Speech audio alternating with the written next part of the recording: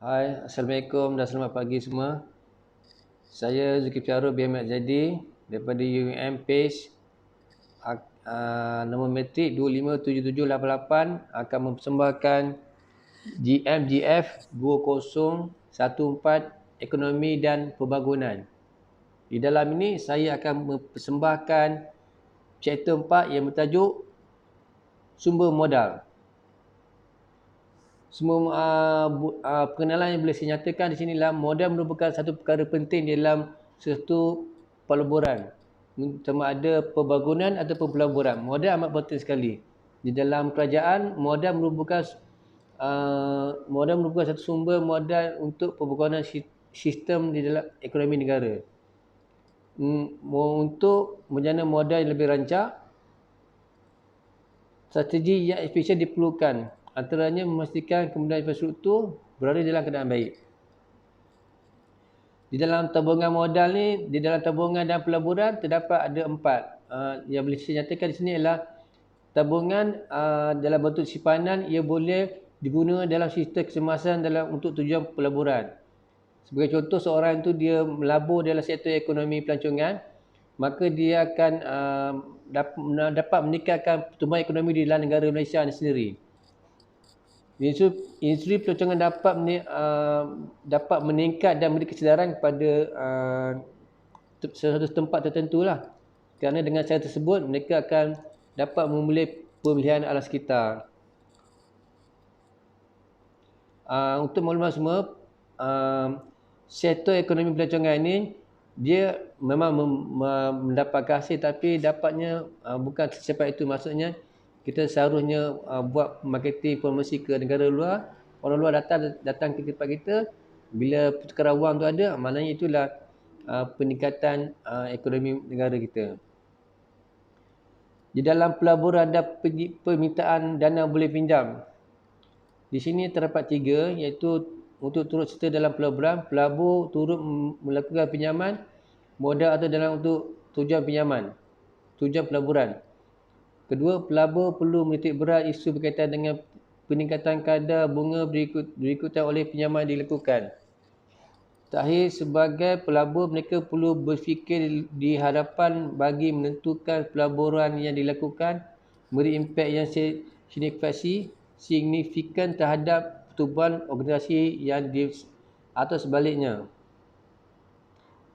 Di dalam jenis pelaburan ni, jenis perbelanjaan ni terdapat 2. Satu, pengurusan belanja pengurusan. Yang kedua, belanja pelaburan. Belanja pengurusan seperti kita melakukan perniagaan, kita perlukan belanja pengurusan lah. Mungkin kita belanja transport ke, aset bangunan tu ke, liability ke, menguruskan wang, menguruskan gaji staff ke, belanja pengurusan. Kalau belanja pelaburan seperti seorang itu dia ada belanja duit dia ke satu tempat pelaburan. Dengan cara itu dia akan dapat pulangan. Dia macam itulah. Tabungan isi rumah terdapat ada 4. Satu, demografi pendapatan, pulangan pelaburan dan instrumen tabung isi rumah. Demografi maknanya masyarakat tersebut mempunyai tabungan di masa hadapan bagi mengelak sebarang kecemasan lah. Dengan ada duit kecemasan tu dia boleh guna untuk doa. Namun sekiranya negara mengurangkan kadar dengan cara mengurangkan kadar kelahiran, contoh faktur isi rumah tersebut boleh simpan duit lah untuk mereka.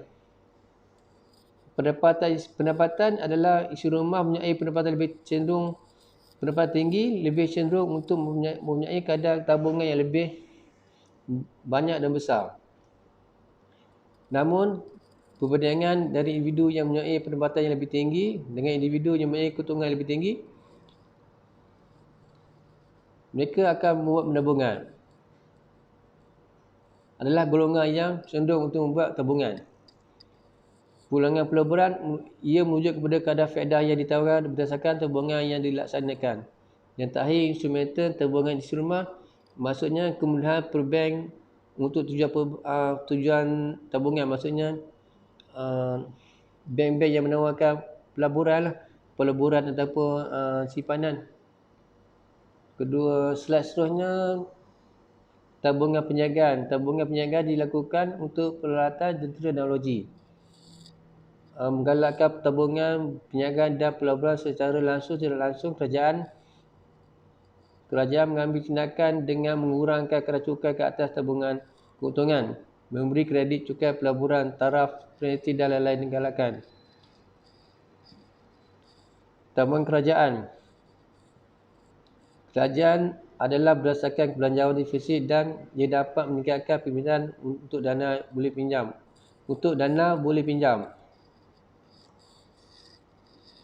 Cara meningkatkan peleburan domestik terdapat dua. Satu, kaedah faedah yang dikenakan adalah berdasarkan kewangan modal.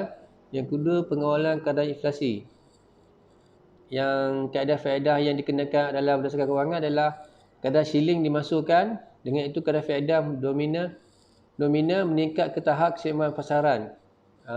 Keseluruhannya, pengawalan kadar inflasi bertujuan untuk mencapai kadar faedah benar positif.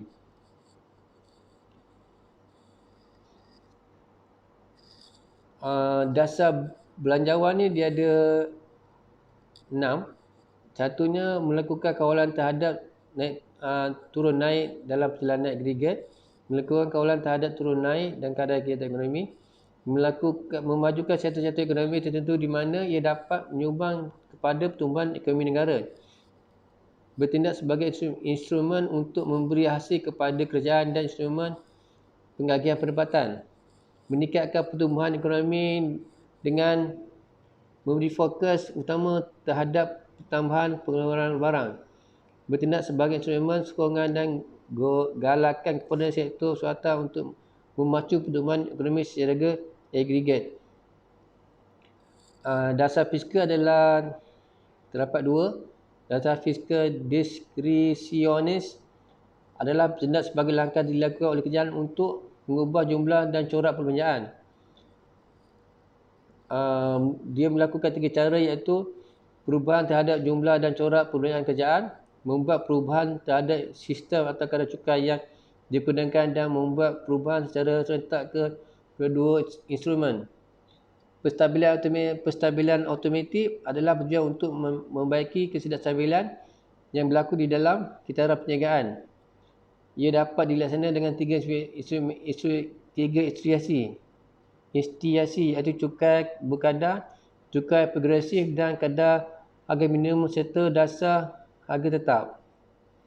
Yang terakhir, kesimpulan saya boleh nyatakan di sini, semua modal di mana ia penting bagi memastikan keupayaan kerajaan di dalam memastikan kestabilan negara walaupun berhadapan dengan kemajuan ekonomi itu.